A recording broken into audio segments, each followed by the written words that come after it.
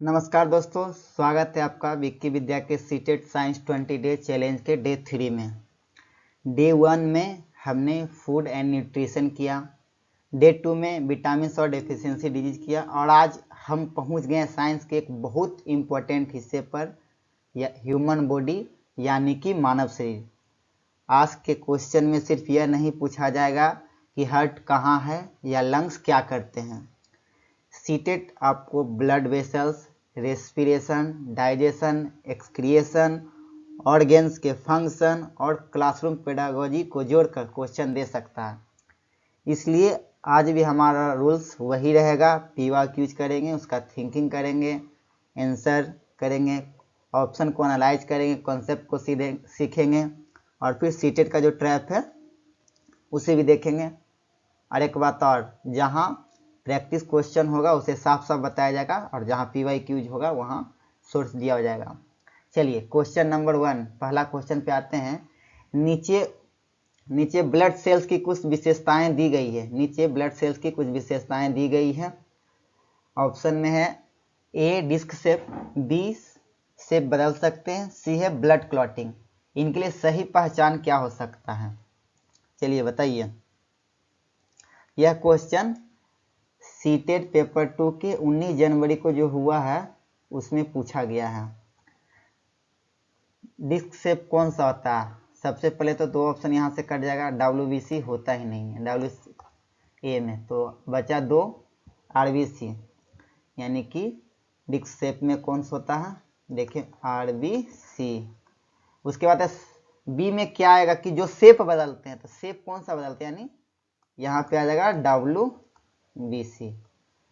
Blood clotting में कौन बात करता है, तो ये तो पता ही होगा, प्लेटलेट्स, यानी कि option B. RBC disc shape का होता है, WBC अपना शेप बदल सकते हैं और प्लेटलेट ब्लड क्लॉटिंग में मदद करता है। क्वेश्चन नंबर 1 हुआ समाप्त। बढ़ते हैं आगे क्वेश्चन नंबर 2 की ओर, देखते हैं क्वेश्चन नंबर 2 में क्या है। सेकंड नंबर क्वेश्चन में कह रहा कि निम्न कथनों पर विचार कीजिए। ये नीचे जो 2 कथन दिया हुआ है, निम्न कथनों पर वो विचार करना। लिखा हुआ आर्टरीज में ब्लड केवल एक दिशा में फ्लो करता है, क्या यह सही है या गलत है, यही बताना है। तो बताइए, क्या आर्टरीज में ब्लड केवल एक दिशा में फ्लो करता है? बिल्कुल सही होगा, आर्टरीज में ब्लड एक ही दिशा में फ्लो करता है। फिर कह रहा, देखिए क्वेश्चन हिंदी और इंग्लिश दोनों में है, बाइलिंगुअल है, ताकि दोनों बच्चा के भी आसान हो। सेकेंड ऑप्शन है कि आर्टरीज में वाल्व्स होते हैं, तो यहाँ पे हो जाएगा वाल्व्स नहीं होते हैं। तो इसका ऑप्शन क्या हो जाएगा, S1 सही और S2 गलत। यहाँ पे देखिए कॉन्सेप्ट थोड़ा सा समझाया हुआ है, इसको भी थोड़ा देख लेते हैं क्या है कॉन्सेप्ट। कॉन्सेप्ट यहाँ पे है, छोटा सा है, लिखा हुआ आर्टरीज में ब्लड हार्ट से बाहर की ओर हाई प्रेशर पर जाता है, लेकिन सामान्यतः आर्टरीज में वाल्व्स नहीं होते हैं। इसलिए ऑप्शन नंबर सी होगा कि एक ही दिशा में फ्लो करता है लेकिन उसमें वाल्व्स नहीं होते हैं। अब यहाँ थोड़ा सा देख लेते हैं हृदय का फंक्शन, ताकि इसी रिलेटेड कोई भी क्वेश्चन आ जाए तो छूटना नहीं चाहिए। पहला में है कि सबसे पहले खून नसों के जरिए राइट एट्रियम में आता है। यहाँ पे देख रहे होंगे, नस के जरिए राइट एट्रियम में आया ब्लड, यहाँ राइट एट्रियम में आया। उसके बाद दूसरा कह रहा राइट एट्रियम खून को राइट वेंट्रिकल में भेजता है, ये जो है यहाँ से होते हुए यहाँ आता है राइट वेंट्रिकल में। फिर कह रहा राइट वेंट्रिकल इस खून को फेफड़ों तक पंप करता है, ये है फेफड़ा की ओर जा रहा है, यानी फेफड़ों तक यहाँ पे पंप करता है, पंप करता है। अब कह रहा फेफड़ों में खून ऑक्सीजन मिलती है, फेफड़ों में खून में ऑक्सीजन मिलता है, यहाँ पे ऑक्सीजन मिल गया फेफड़ा से। उसके बाद है यहाँ ऑक्सीजन मिला, शरीर में गया तो। फिर कह रहा यहाँ 5 में ऑक्सीजन से भरपूर खून लेफ्ट एट्रियम में आता है, यहाँ ऑक्सीजन से भरपूर हो गया और ये लेफ्ट एट्रियम में आ गया, यहाँ पे लेफ्ट एट्रियम में आ गया। देखिए उसके बाद कह रहा है कि लेफ्ट एट्रियम खून को लेफ्ट वेंट्रिकल में भेजता है, यहाँ उसके बाद यहाँ से यहाँ भेजा लेफ्ट वेंट्रिकल में।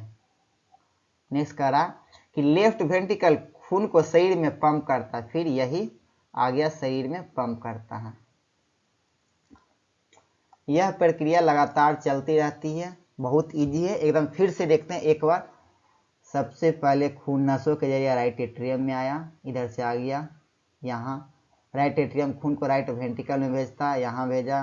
राइट वेंट्रिकल खून को फेफड़ों तक पंप करता, फेफड़ा तक पंप किया यहाँ।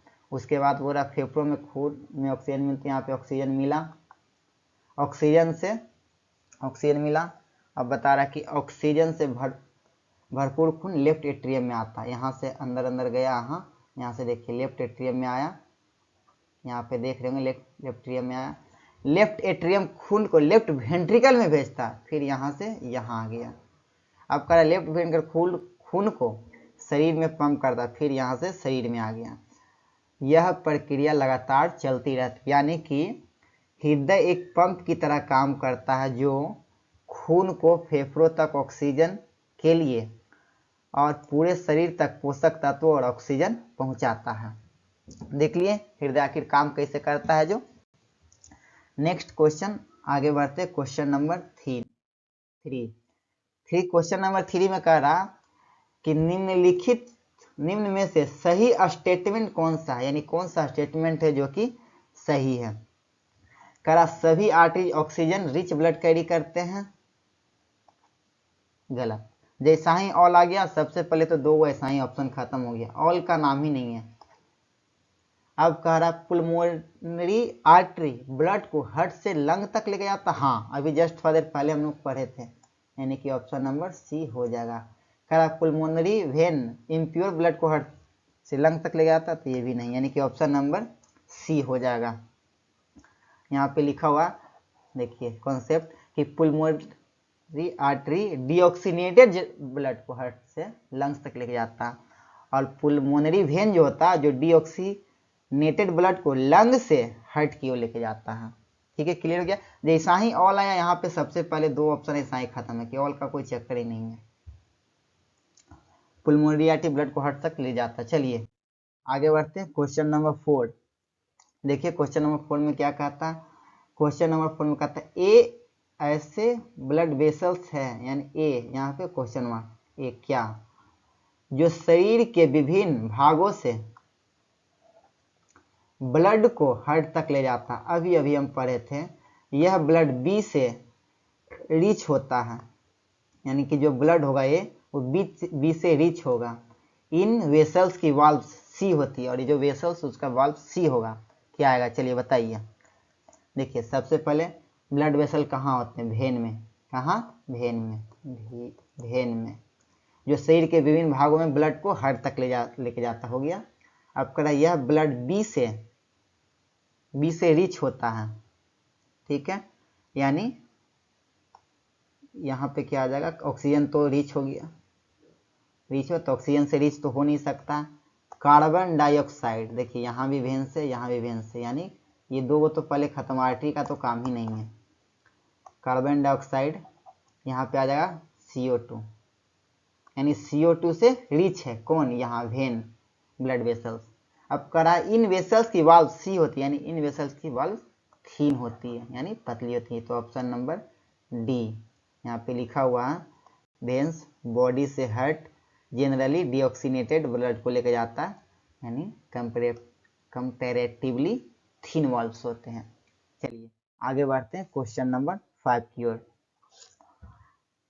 ह्यूमन बींग्स में ब्लड फ्लो का सही सीक्वेंस कौन सा है, यानी कि सही सीक्वेंस क्या है। सबसे पहले ब्लड कहाँ आता है, सबसे पहले लंग्स में आता है, तो लंग्स सब जगह है, यहाँ भी लंग्स है, यहाँ भी लंग्स है, यहाँ भी लंग्स है, और यहाँ भी लंग्स, यानी कि एलिमिनेट अभी तो नहीं होगा। उसके बाद कहाँ जाता है, उसके बाद पेल्मोनरी वेन में जाता है, अभी जस्ट थोड़ी देर पहले पढ़ते वेन में, तो यहाँ पे आर्टरी, यानी कि ये तो कट गया, ये तो आर्टरी आ गई, ये खत्म, ये खत्म, यहाँ पे पुल्मोनरी वेन हो गया, और एक यहाँ पे पुल्मोनरी वेन हो गया। उसके बाद जाता हर्ट में, तो हर्ट यहाँ भी है, यहाँ भी। अभी तक दोनों ऑप्शन साथ चल। अब मेन खेला यहीं से। हर्ट के बाद कहाँ जाता है, तो हर्ट के बाद वेन में नहीं जाता, वेन से तो स्टार्ट ही हुआ, यानी ये ऑप्शन एलिमिनेट हो गया, तो हो गया आर्टरी में जाता है, यानी कि option number A. Human being में ब्लड फ्लो का सही सीक्वेंस कौन सा है, तो सबसे पहले लंग्स में, उसके बाद पुल्मोनरी वेन में, उसके बाद हार्ट में, फिर आर्टरीज में, फिर उस पूरे शरीर में, फिर वेन्स में, फिर हार्ट में, फिर पुल्मोनरी आर्टरी में, फिर लंग्स में। यही प्रक्रिया बार बार दोहराता रहता है। चलिए नेक्स्ट बढ़ते हैं आगे क्वेश्चन नंबर 6 में। उसके पहले ये देख लीजिए, थोड़ा सा एक बार फिर से रिपीट कर देते हैं। अभी जैसा कि पहले बताए थे कि सबसे पहले खून नसों के जरिए यानी वेन के जरिए राइट एट्रियम में आता है। राइट एट्रियम खून को राइट वेंट्रिकल में भेजता है। राइट वेंट्रिकल इस खून को फेफड़ों तक पंप करता है, यहाँ फेफड़ा तक पंप किया। फेफड़ों में खून में ऑक्सीजन मिलता है, यहाँ पे ऑक्सीजन मिला। उसके बाद ऑक्सीजन से भरपूर खून लेफ्ट एट्रियम में आता है, यहाँ आ गया, इधर से देखिए यहाँ से आ गया लेफ्ट वेंट्रिकल में, लेफ्ट एट्रियम में। अब कह रहा है लेफ्ट एट्रियम खून को लेफ्ट वेंट्रिकल में भेजता है, यहाँ से यहाँ आ गया। फिर लेफ्ट पूरे शरीर में पंप करता है, ये देखो शरीर में पंप कर रहा है, यही प्रक्रिया चलती रहती है। चलिए क्वेश्चन नंबर 6 क्या कह रहा है कि ह्यूमन सर्कुलेटरी सिस्टम के बारे में सही स्टेटमेंट कौन सा है, कौन सा स्टेटमेंट है जो कि ह्यूमन सर्कुलेटरी सिस्टम के बारे में सही है। ऑप्शन नंबर 1 है कि शिराओं की दीवार मोटी होती है और उनमें वॉल्व्स नहीं होते हैं। जी बिल्कुल नहीं, अभी पहले ही पढ़े, शिराओं की दीवार पतली होती है। डी ऑक्सीजनेटेड ब्लड नीले रंग का होता है, नहीं, ऐसा कोई जरूरी नहीं है, वो भी रेड ही होता है। कट पर बना डार्क क्लॉट WBC के कारण होता है, नहीं, ये भी नहीं। तो बच गया सिर्फ option number D, when deoxygenated blood ले जाती है। अभी जस्ट हम लोग पढ़े थे थोड़ी देर पहले क्वेश्चन को। हाँ, क्वेश्चन नंबर 7 कह रहा कि निम्नलिखित में से कौन से स्टेटमेंट सही है। आर्टरीज हार्ट से बॉडी तक ऑक्सीजन रिच ब्लड लेके जाती है, तो नहीं, ये ऑप्शन गलत हो गया। दूसरा कह वेन्स बॉडी से हार्ट तक कार्बन डाइऑक्साइड, हाँ, हार्ट तक CO2 वापस लाती है, जी बिल्कुल। अगर आता ले जाती है तो गलत हो, लेकिन यहाँ लिखा हो वापस लाती, यानी ये सही हो गया। फिर कह रहा है वेन्स की वॉल्स आर्टरी से ज़्यादा थिक होती है, हाँ जी बिल्कुल थिक होती है, अभी पहले थोड़ी देर पहले ही पढ़े हैं। आर्टरीज में वॉल्स ब्लड को वन डायरेक्शन में रहते हैं, जी अभी पहला क्वेश्चन नंबर 1 यही था, यानी कि BCD, यानी कि ऑप्शन नंबर डी सही होगा। चलिए नेक्स्ट बढ़ते हैं आगे question number 8 veins. Question number 8 करा वेन्स के बारे में कौन सा स्टेटमेंट है जो कि सही है। वे mostly carbon dioxide rich blood heart तक लाती है, अभी जस्ट उसके पहले ऊपर पढ़े थे, तो बिल्कुल सही। वेन्स उनकी वॉल्स थिक होती है, नहीं, वेन्स की वॉल्स थिक नहीं होती है, आर्टरीज की वॉल्व थिक होती है। उनमें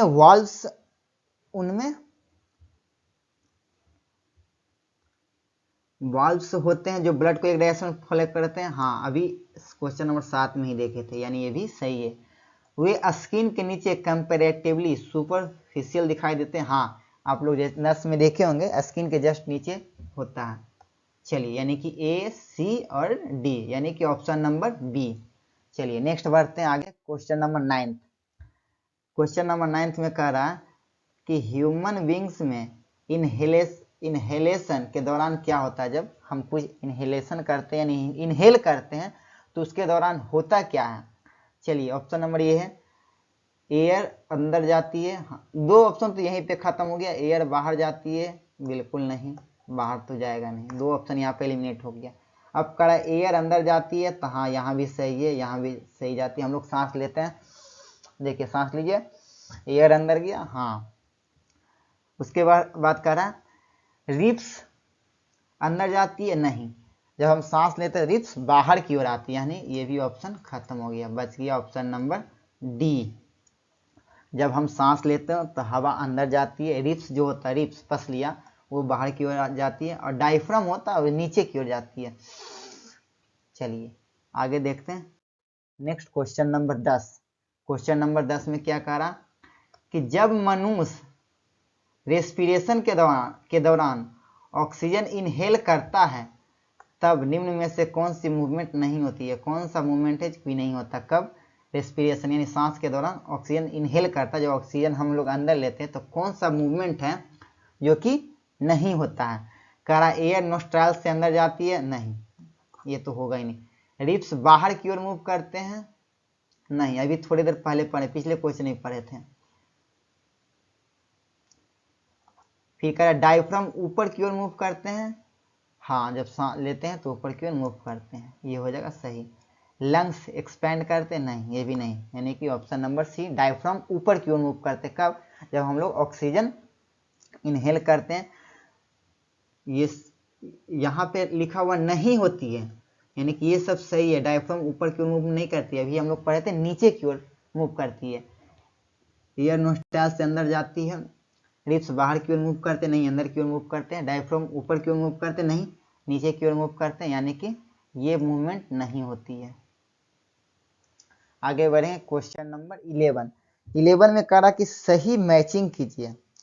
एक तरफ लिखा हुआ है ऑर्गेनिज्म, दूसरी तरफ लिखा हुआ रेस्पिरेटरी ऑर्गेन, यानी कि कौन सा ये है, ये किस चीज से सांस लेता है। सबसे पहले फ्रॉग, फ्रॉग मीन्स क्या होता है बताइए आप लोग, मेढक। मेढक किस चीज से सांस लेता है, यहाँ पे हो जाएगा लंग्स, मेढक अपना लंग्स से सांस लेता है। उसके बाद है अर्थवर्म, यानी कि केचुआ जिसको कहते हैं, ये अपने मोस्ट स्किन से, यानी ये अपने स्किन से ही सांस लेता है। यहाँ पे आ गया मोस्ट स्किन। कॉकरोच, तिलचट्टा जिसको ट्रेची से सांस लेते हैं, यहाँ पे कॉकरोच हो गया, जिस चीज से सांस लेता है ट्रेची उसको कहते हैं। और फिश का बताइए, फिश का तो सब लोग जानते हो, मछली अपने गिल्स से सांस लेती है। एक चीज और, फ्रॉग जो है लंग के साथ स्किन से भी सांस लेता है कभी कभी, तो यहाँ ऑप्शन के अनुसार चलेंगे। फ्रॉग लंग्स से, अर्थवर्म मोस्ट स्किन से, कॉकरोच ट्रेची से, फिश गिल्स, यानी कि ऑप्शन नंबर ए मेरा सही हो जाएगा। नेक्स्ट बढ़ते हैं क्वेश्चन नंबर 12। करा बाइल जूस के फंक्शन के बारे में बताइए। बाइल यानी पित्त रस क्या फंक्शन है उसके बारे में बताइए। इसका पहले ही क्लास 2 में हम लोग जिक्र कर चुके हैं, क्लास 1 में भी जिक्र किए थे शायद। कह रहा यह स्टोमैक से आने वाले पार्टी डाइजेस्टेड फूड को एल्कलाइन बनाता है, तो जी बिल्कुल बनाता है, पढ़े थे हम लोग पहले क्लास में ही। फिर कह रहा यह फैट के, हाँ बिल्कुल ये भी सही है, यानी ये भी दोनों सही है, ऑप्शन नंबर सी फैट के डाइजेशन में मदद करता है। Next question number 13। Human being में कौन सा डाइजेस्टिव जूस एंजाइम नहीं रखता है। याद कीजिए पहले भी बता चुके, एंजाइम नहीं रखता है कौन, बाइल जूस। तो ये क्या करता है, तो ये फैट को डाइजेस्ट करने में मदद करता है। नेक्स्ट बढ़ते हैं question number 14। Human digestive system के बारे में इनकरेक्ट स्टेटमेंट कौन सा है। गौर से पढ़िए, इनकरेक्ट कौन सा यानी कि सही कौन सा नहीं है। तो जो सही रहेगा उसको हम जान जाएंगे, तो गलत रहेगा ऑटोमेटिक खत्म हो जाएगा।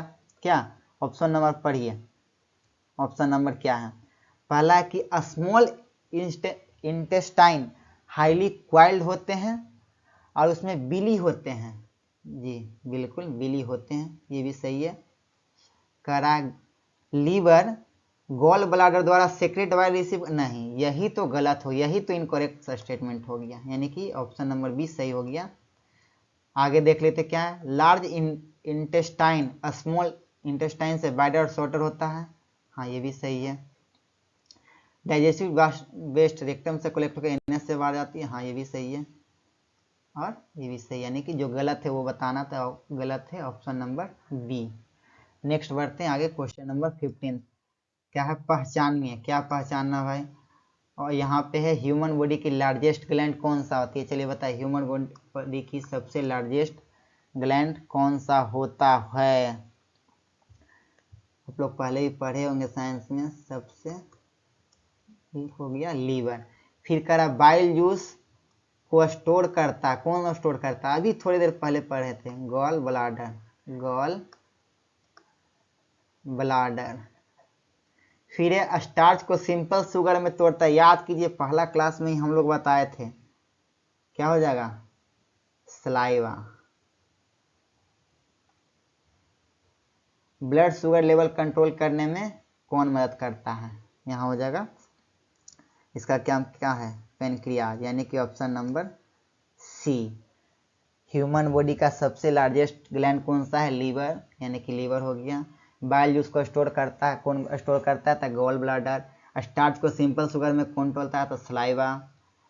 ब्लड शुगर लेवल कंट्रोल करने में कौन सा मदद करता है? तो पेनक्रियाज। चलिए आगे बढ़ते हैं। Question number 16। क्वेश्चन नंबर 16 में क्या कह रहा? ह्यूमन एक्सक्रेटरी सिस्टम में यूरिन रिमूवल का सही सीक्वेंस क्या है? यानी जो यूरिन रिमूव होता है ह्यूमन के बॉडी से, उसका सही सीक्वेंस क्या है? यानी सबसे पहले क्या होता है वही बताना। सबसे पहले रीनल ब्लाडर में यूरिन जमा होता है, यहाँ पर देखिए, फिर यहाँ पे है यूरिनल ब्लाडर, यहाँ भी थी, यहीं पे खत्म हो गया। सबसे पहले जो किडनी, यानी किडनी यहाँ भी है, यहाँ भी है, किडनी यहाँ भी है, यहाँ भी है।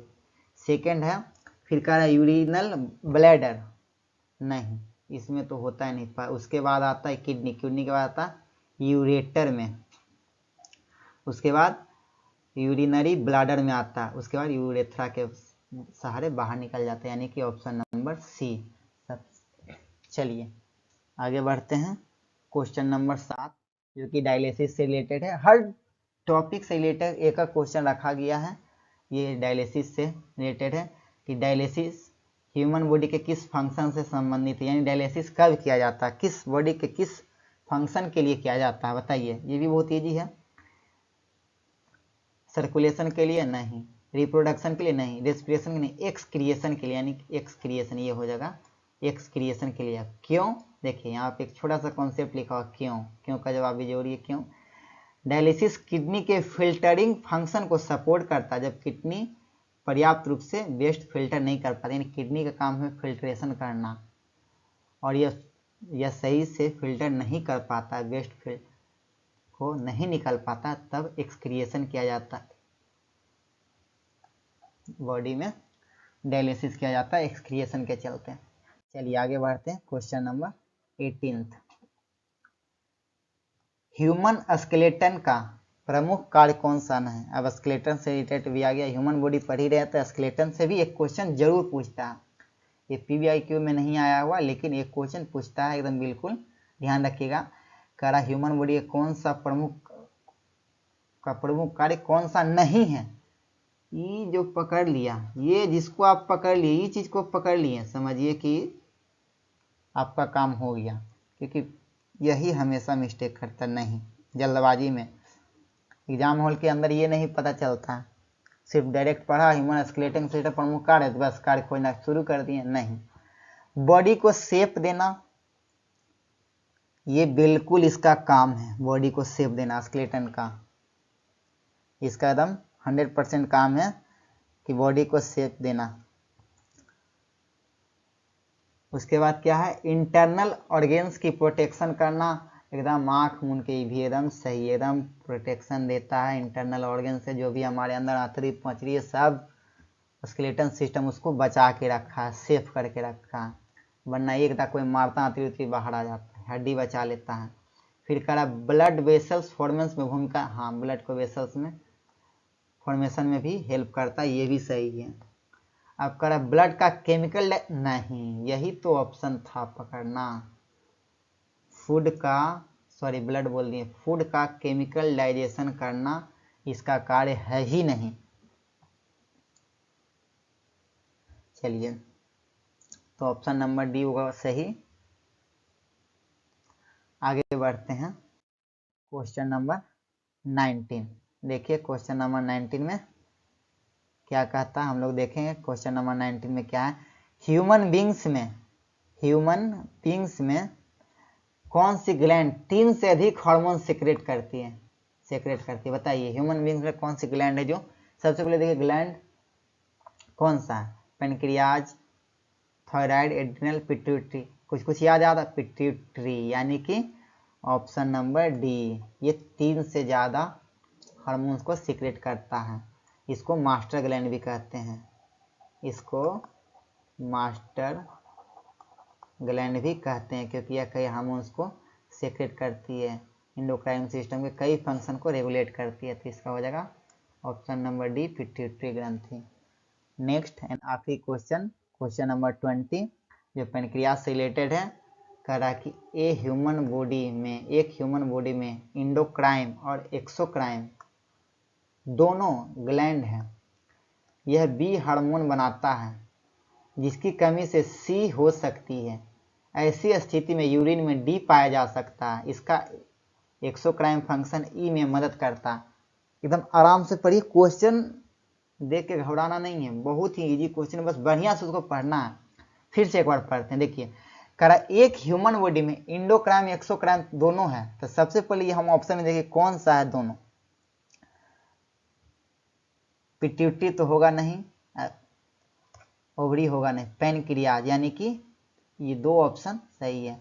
अब कह रहा पेनक्रियाज हो गया, इंडोक्राइन एक्सोक्राइन दोनों ग्लैंड है। अब कह रहा यह बी हार्मोन बनाती है। कौन सा हार्मोन बनाता है? तो यह पेनक्रियाज इंसुलिन हार्मोन बनाता है, ये भी सही है। उसके बाद कह रहा जिसकी कमी से सी हो सकता है, यानी सी के जगह पे हम डायबिटीज रखते हैं, यानी इंसुलिन की कमी से डायबिटीज होता है। अब आ गया इसके आगे को मामला फंस गया। अब कह रहा ऐसी स्थिति में यूरिन में डी पाया जाता है। तो यूरिन में साल्ट पाया जाता है, कभी सुने? नहीं, यूरिन में शुगर पाया जाता है। इसका एक्सोक्राइन फंक्शन डाइजेशन में मदद करता है, यानी कि ऑप्शन नंबर सी। आज टोटल 20 क्वेश्चन किए। एक बार वीडियो को फिर से रिवाइज कीजिएगा। आज क्वेश्चन थोड़ा ठीक ठाक था, अच्छा लेवल का था, सब पूछा हुआ क्वेश्चन था।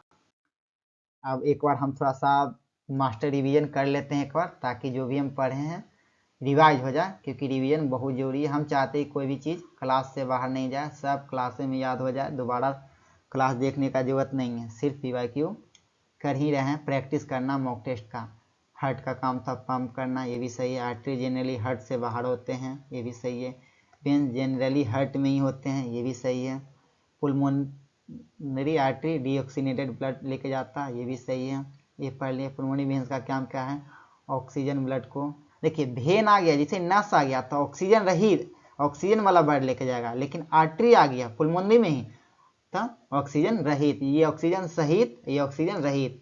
याद करने का बहुत अच्छा तरीका है। भेन आ गया तो ऑक्सीजन सहित लेके जाएगा, लेकिन जैसे आर्टरी आ गया तो डीऑक्सीजन लेके जाएगा। अपना प्लेटलेट्स क्लॉटिंग का काम करता है, ये भी पढ़ लिए। RBC पढ़ लिए, ये ऑर्गेन को ट्रांसपोर्ट में काम करता है। WBC डिफेंस में मदद करता है, ये भी पढ़ लिए।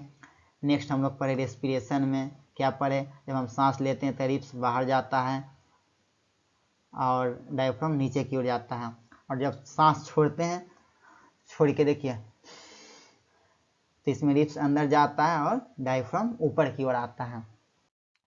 फिर डाइजेशन भी पढ़े। डाइजेशन में हम लोग ने क्या क्या देखा सलाइवा स्टार्च डाइजेशन में मदद करता है। बाइल, इसमें कोई भी डाइजेस्टिव एंजाइम नहीं पाया जाता, या फैट डाइजेशन में सहायता करता है, यहाँ पे लिखा हुआ bile.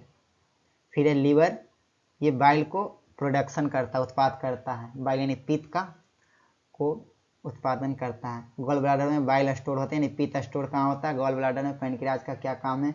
Digestive enzyme plus insulin excretion. Kidney का क्या काम था? फिल्ट्रेशन का। फिर हम आगे पढ़े किडनी यूरिनल का एक सीक्वेंस था, जिसमें सबसे पहले किडनी आएगा, यूरेटर आएगा, यूरिनरी ब्लैडर, उसके बाद यूरेथ्रा। फिर डायलिसिस पढ़े कि डायलिसिस किस फंक्शन के लिए किया जाता है? एक्सक्रिएशन के लिए किया जाता है। क्यों किया जाता है वो भी हम लोग देखें। कभी कभी किडनी सही से वेस्ट फिल्टर नहीं कर पाता, इसलिए किया जाता है। नेक्स्ट है इंडोक्राइन। इंडोक्राइन में क्या था? पिट्यूटरी ग्रंथि को मास्टर ग्लैंड कहते हैं। पेनक्रियाज इंसुलिन हार्मोन का स्राव करती है। अब देख लेते हैं डे 3 का जो सीटेट का जो ट्रैप है, यानी कि जो जाल है उसमें फंसना नहीं है, ध्यान देना है। छोटा छोटा चीज़ें, बस बहुत काम की चीज़ें, यही ऑप्शन एलिमिनेट करने में भी मदद करता है, ऑप्शन छांटने में।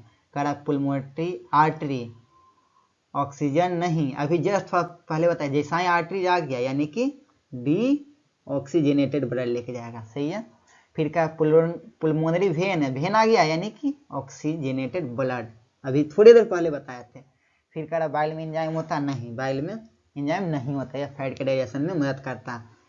नेक्स्ट है लीवर बाइल बनाता है, गॉल ब्लाडर बाइल स्टोर करता है। वेन में जनरली वाल्व्स होते हैं जबकि आर्टरीज में वाल्व्स नहीं होती हैं। जैसे देखिए याद करने का तरीका बताते हैं कैसे, वी से वेन, वे से वाल्व्स, वी से वेन्स, वी से वाल्व्स, यानी वेन्स में वाल्व्स होते हैं। नेक्स्ट है इनहेलेशन, इसमें क्या होता है डायफ्राम डाउन होता है यानी नीचे की ओर जाता है। और नेक्स्ट है डायलिसिस, एक्सक्रिएशन किया जाता है कब किया जाता है, जब नोट सर्कुलेशन यानी सर्कुलेशन सही से नहीं होता है तब।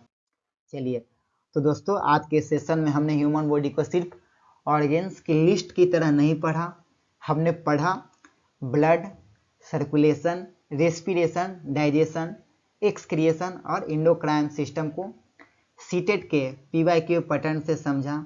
आप कमेंट में अपना स्कोर जरूर बताइएगा 20 में से कितने सही हुए। और एक बात याद रखिए, अगर कोई क्वेश्चन गलत हुआ है तो आंसर याद करने की जगह उसका कॉन्सेप्ट दोबारा देखिए। डे 4 में हम ह्यूमन बॉडी से जुड़े अगले इम्पोर्टेंट ब्लॉक पर जाएंगे। आज डे 3 था, इसी में हम आगे कंटिन्यू करेंगे, इम्पोर्टेंट ब्लॉक पर जाएंगे जहाँ आपकी पढ़ेंगे ब्लड, हार्ट, स्केलेटन और ज़्यादा ट्रिकी PYQ और कंसेप्ट करेंगे कल के क्लास में। इसलिए इस सीरीज को फॉलो करते रहिए। मिलते हैं डे 4 में, पढ़ते रहिए विकिविद्या। और हाँ, डिस्क्रिप्शन में टेलीग्राम का लिंक दिया हुआ है, उसको जरूर ज्वाइन कीजिएगा, PDF वगैरह वहीं मिलते हैं। जय हिंद।